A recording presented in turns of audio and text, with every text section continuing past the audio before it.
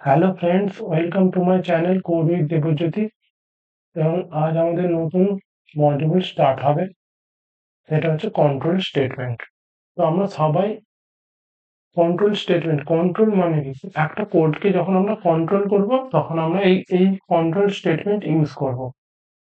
তো এখানে তিনটে মেন জিনিস আছে, ইফ, এলস আর হচ্ছে এলস ইফ।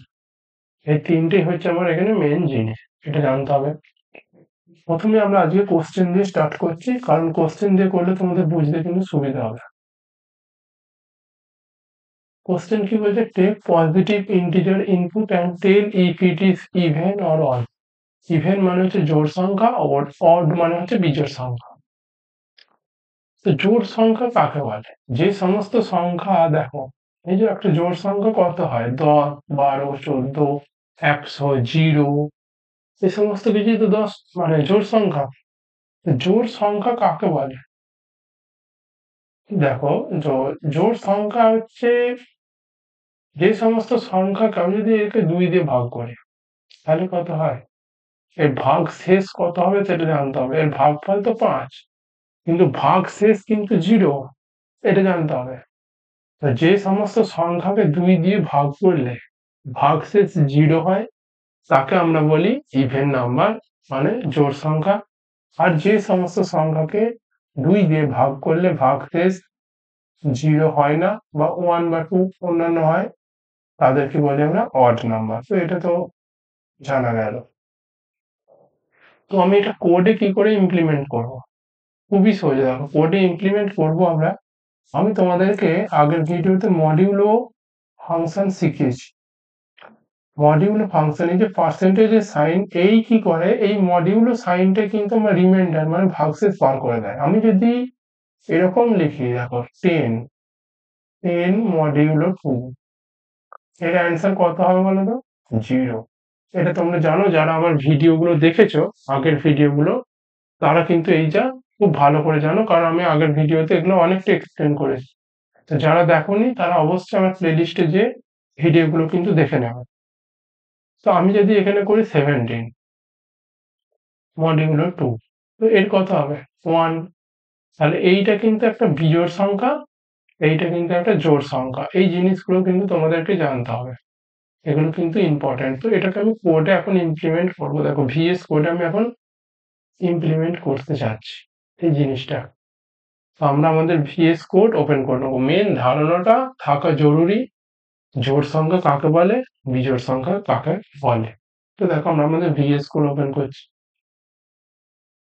তো ভিএস কোড ওপেন করে আমরা আমাদের কোড করছি ইন্ট এ। তো ইন্ট মানে হচ্ছে, ইন্টটা কি, ইন্ট হচ্ছে একটা ডেটা টাইপ, আর এ হচ্ছে ভেরিয়েবলের নেম। অর্থাৎ ডেটা টাইপের নাম কিন্তু ইন্ট, ভেরিয়েবলের নাম কিন্তু এ। তো ইন্ট এ। তো আমরা এখন কি করব, সি আউট। দেখো, খুব ভালো করে দেখবে, খুব গুরুত্বপূর্ণ এখানটা। Enter number, enter a number,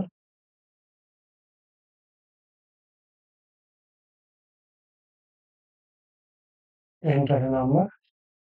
next হচ্ছে সিইন, মানে আমাদের ইউজার ইনপুট নিতে হবে। সিইন এ এটা লিখলে আমার ইউজার ইনপুট হয়ে যাবে। আমি আগের দিন কিন্তু তোমাদের শিখেছিলাম সি আউট কি করে, সিইন কি করে। হ্যাঁ। তো দেখো, এবার কিন্তু আমি আমার যে মেন যে কন্ট্রোল স্টেটমেন্ট সেটা ইউজ করব। আমি এখন ইফ এলস ইউজ করতে যাচ্ছি। তো ইফ মানে কি, যদি if A modulo 2 equal to 0, তাহলে কি করো, তাহলে লেখো সি আউট করো, মানে প্রিন্ট করো। সি আউট মানে দা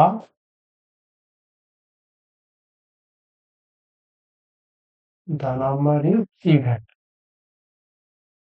even,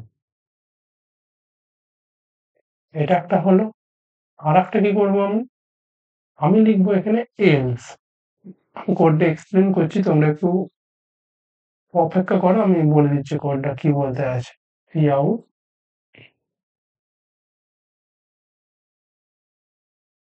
the number the number is odd। ঠিক আছে? তো এই কোডটা করলে কিন্তু আমাদের কোড আশা করি রান করবে। তো দেখো আমি যদি আমাদের কোডটা তোমরা দেখে নিতে পারো। এই যে ৪ টে জিনিস আমি করেছি এই জায়গাটা, এইখানটা, এইটাই কিন্তু আজকের ইউনিক। তো বাকিটা তো আগের দিনেও জেনেছো তোমরা।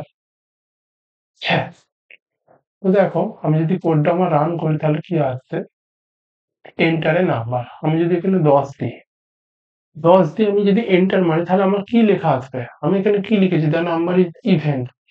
দেখো কি লেখা আছে? The number is even. দেখতে পাচ্ছ নিশ্চয়ই তোমরা? তো আমি আরেকবার কোডটা রান করি।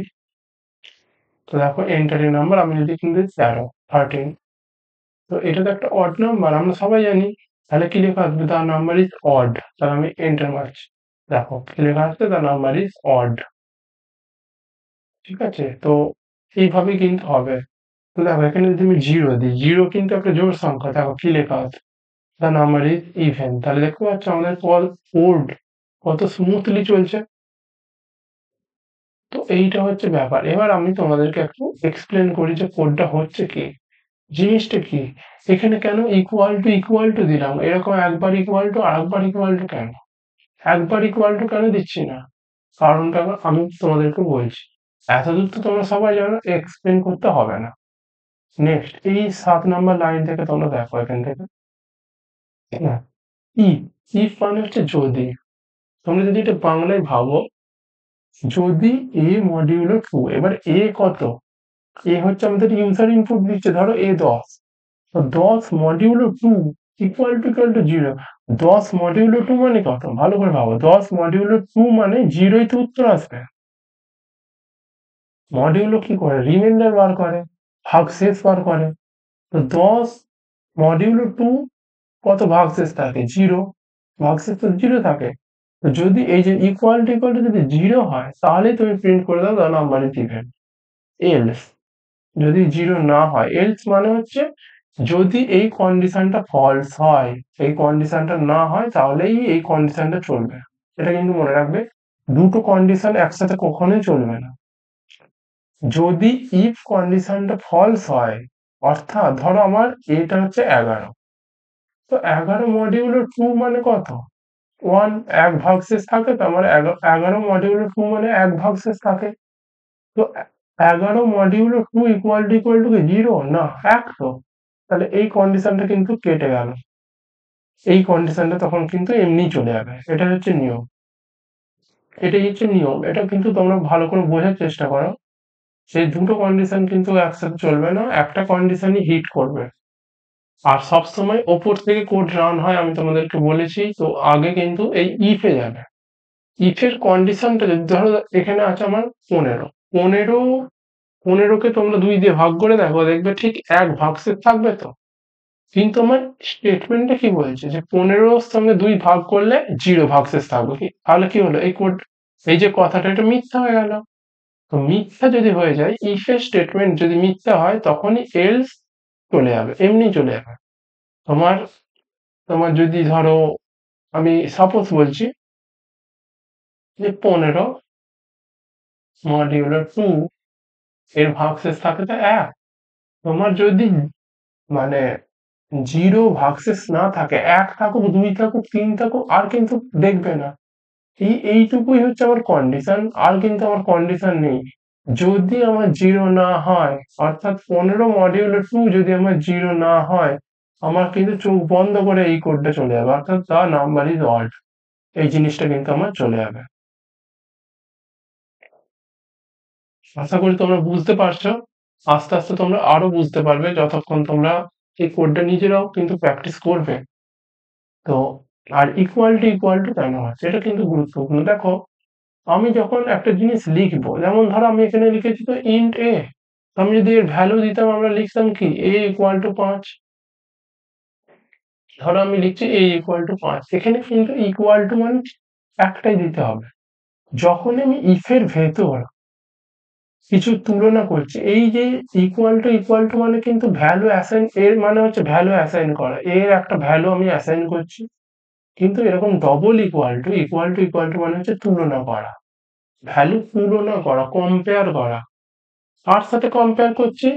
এই যে এই মডিউল 2 এর সাথে কম্পেয়ার করছি। তোমরা একটা জিনিস মনে রাখবে, যখনই ইফ এর ভেতর করবো আমি, ইফ এর ভেতর অবশ্যই এরকম ফার্স্ট ব্র্যাকেট দিতে হবে, তবে কিন্তু সেটাকে কন্ডিশন বলে মানা হয়। তো যখনই কন্ডিশনাল স্টেটমেন্ট আমি দিব, ইফ এর ভেতরে যখনই আমি ইকুয়াল এর ব্যবহার করব, তখন কিন্তু সর্বদাই এরকম ডবল ইকুয়াল টু হবে, সিঙ্গেল ইকুয়াল টু কিন্তু হবে না। এটা তোমরা মনে রাখবে। আশা করি তোমরা বুঝতে পেরেছো। তো আমার পড়ানো ভালো লাগলে তোমরা আমার চ্যানেলটিকে অবশ্যই সাবস্ক্রাইব করে আমার এই চ্যানেলের সাথে যুক্ত হয়ে যাবে, কারণ আমি কিন্তু এরপরে আরো ভালো করে ডিএসএ পড়াবো, লিড কোডের কোশ্চেন করাবো, যেটা কিন্তু ইউটিউবে প্রায় নেই। এবং আমি অনেক পরীক্ষা নিচ্ছি, তোমরা সেটা জানো। আমি আগের যে মডিউলটা সেটা কভার করে কিন্তু তার পরীক্ষাও নিয়েছি অলরেডি। তো তোমরা এই চ্যানেল থেকে অনেক কিছু জানতে পারবে এই সমস্ত ভিডিও দেখলে। তো আশা করি এই কোডটা তোমরা বুঝতে পেরেছো। তো আমরা আমাদের যে নেক্সট স্লাইড, তো এইটা আমরা করে দিলাম। দেখো, প্রথমে তোমাদের একটু কঠিন লাগতে পারে, কিন্তু আস্তে আস্তে কিন্তু তোমরা যত শিখবে, যত ভিডিও গুলো দেখবে, তত কিন্তু তোমাদের কিন্তু সহজ বলেই মনে হবে। তো এই যে কোশ্চেনটা, take positive integer input, positive মানে কি plus, positive integer input and tell if it is divisible by 7 or not. 7 দ্বারা বিভাজ্য কি বিভাজ্য নয়। 7 দ্বারা বিভাজ্য মানে, মানে ধরো আমি একটা ইনপুট নিচ্ছি, ধরো আমি এ, আমি আগের কোডটা যেমন করলাম না, ইন্ট এ এর সাথে তুলনা করছি। তো আমার কিছুই নয়, এ মডিউলো 7 এরকম যদি ইকুয়াল টু আমার যদি 0 হয়, তাহলে আমি লিখবো it is divisible by 7, else it is not divisible by 7। খুব সোজা, খুব সোজা। এবং আমি চাই তোমরা এটা নিজেরা চেষ্টা করো কোডটা, এবং অবশ্যই ইউজার ইনপুট নেবে।